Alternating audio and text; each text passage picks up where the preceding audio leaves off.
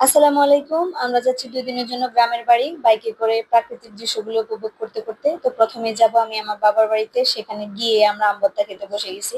আমার আম্মু আগে থেকে আম ভর্তা করে রেখেছে। বিকেলবেলা গিয়েছিলাম শ্বশুরবাড়ি। সেখানে আমাদের গাছে লিচু ধরে আছে। বাচ্চা নাকি সবগুলো লিচু ছিঁড়ে ফেলেছে। আর যে কয়টা ছিল আমি ছিঁড়ে ফেললাম। তো এখানে আমাদের গাছে আমগুলো পাড়া হচ্ছে আর বাচ্চারা সেগুলোকে কুড়িয়ে একটা ব্যাগে তুলে দিয়েছে। ওরা এখানে প্রজাপতি নিয়ে খেলছে। খুব সুন্দর লাগে সেই প্রজাপতি ওড়ার দৃশ্যটা। আসলে গ্রামের মজা গ্রামে আসলেই বোঝা যায়। এখানে আমার বাবার বাড়িতে আমাদের গাছে অনেকগুলো কাঁঠাল ধরে আছে। তো সেখান থেকে একটা পাকা কাঁঠাল আমার বাবা পেড়ে ভেঙে আমাদেরকে দিচ্ছে আর আমরা সবাই চারপাশে বসে বসে খাচ্ছি কাঁঠালগুলো। আর এখানে আমার চাচাতো ভাই ৩ টা পাকা গাব এনে আমাকে দিয়েছে। আমার বাবার বাড়িতে ওই যে আম গাছে থোকায় থোকায় আম ধরে আছে।